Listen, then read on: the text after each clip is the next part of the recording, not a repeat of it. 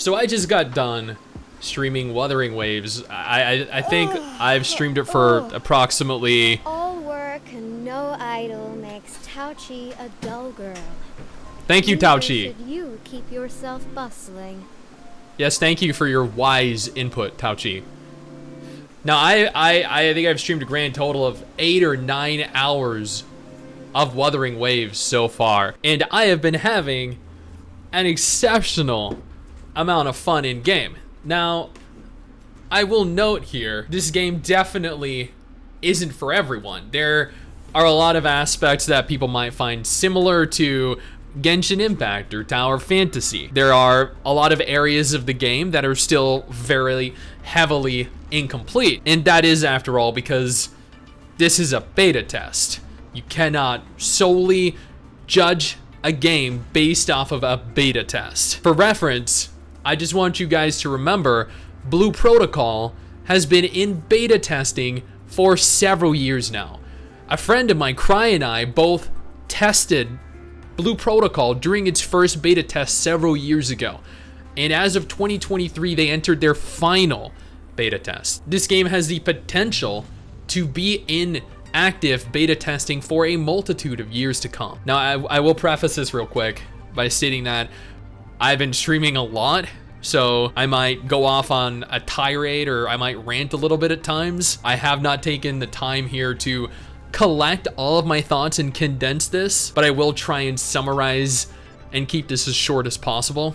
Before we go any further, I just want to take a moment here to thank all of our incredible patrons. You guys allow me to continue to play games like this for a living, and I can never truly repay that kindness. Of the roughly 8 to 10 hours I've put into Wuthering Waves so far, and for reference, I plan on continuing to stream this every single day this week, along with Honkai Star Rail, so shameless plug, come watch me over on Twitch. I will state, the combat so far is phenomenal.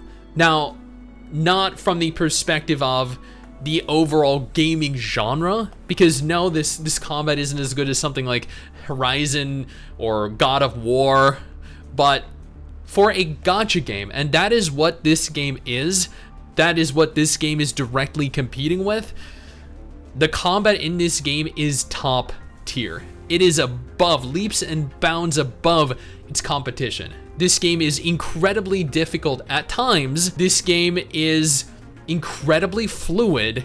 The movements, the animations, the special effects are all top tier, again, for gacha gaming. I will note, when I'm talking about this game, for the entire rest of the video, it will be referencing it as a gacha game exclusively.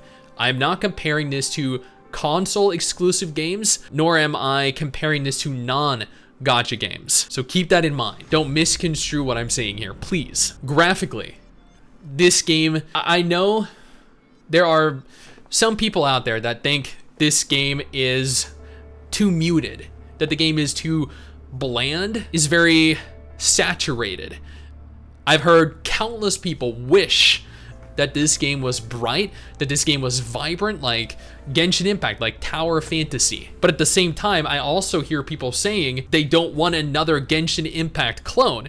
When Tower Fantasy launched, there were countless people that said, this looks like a cheap Genshin Impact rip. So if they went for this bright, vibrant environment, people would have just made the claim that it is a cheap Genshin clone. So they opted to go for something more unique to their brand. Punishing Grey Raven is a much more saturated, much more muted game, and they are the same developers. So they opted to go for their own unique aesthetic and graphical style, and people are complaining that they're not choosing to be what Genshin is.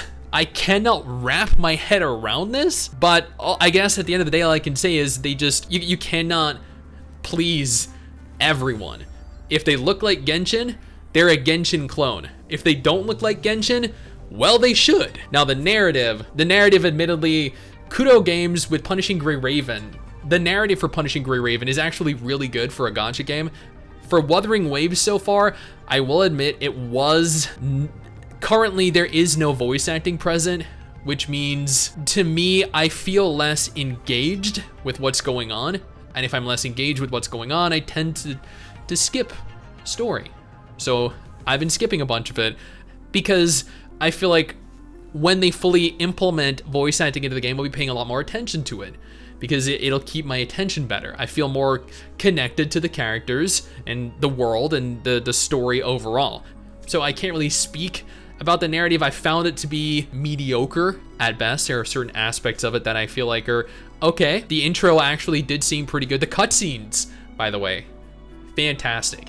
The movement, the amount of cutscenes in the game, the fluidity of everything that is going on in the cutscenes, fantastic. I feel like they excel at cutscenes. I know it's a weird thing to say, and it's a weird thing to compliment, but for those of you that play World of Warcraft, you'll know what I mean when I say that towards the end of Dragonflight, or towards the end of Shadowlands and Dragonflight, the cutscenes have gotten so much better than pre-Shadowlands. So there's just something I don't know. I feel like there's just something innately enjoyable about cutscenes that are fluid in terms of movement, in terms of facial expression. And this is something that admittedly Tower of Fantasy did really poorly. The cutscenes looked hella janky and stiff. And don't get me started about the expression on their faces. Now the world at present, it does share a lot of similarities to Genshin. You have like the equivalent of Sealies out in the world that you follow, but in Wuthering Waves, they're butterflies.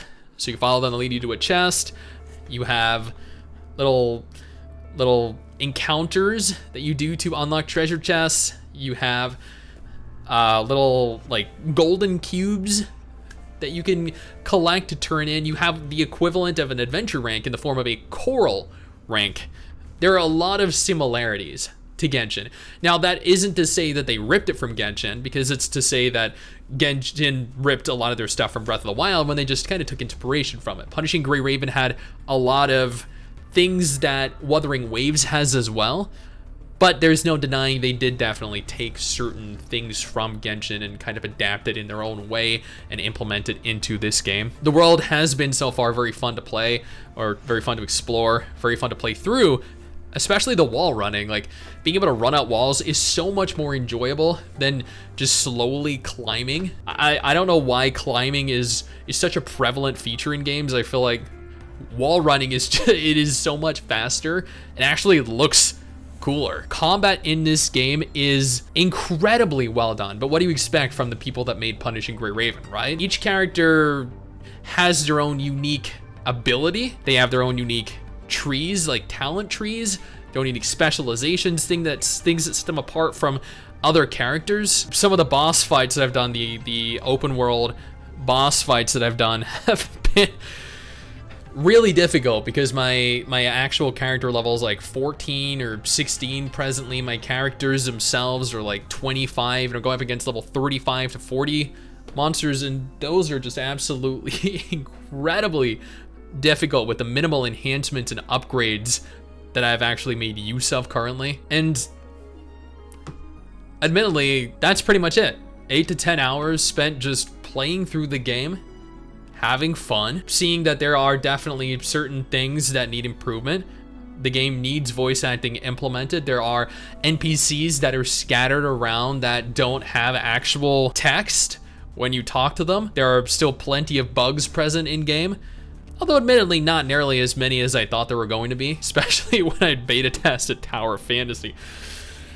Oh boy. There are only, I think, about like 12 characters that are present in game so far. I look forward to seeing a larger variety of them. The narrative definitely needs to be worked on a little bit. I know the translations are a little bit off. I know there's co-op unlocked at level 30.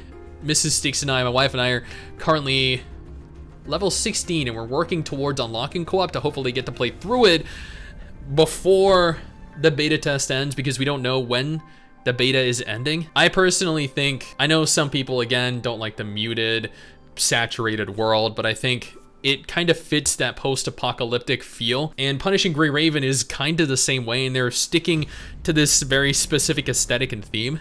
And again, it doesn't need to be another Genshin Impact. We don't need another Genshin Impact. We have a Genshin Impact, and that world is evidently not going to appeal to everyone, and that is perfectly fine. Because at the end of the day, I'm having fun with the game, and I think it looks pretty good. And for a beta test, this definitely far exceeded my expectations. I expected it to be a buggy mess, with no content, very few characters, very little to do.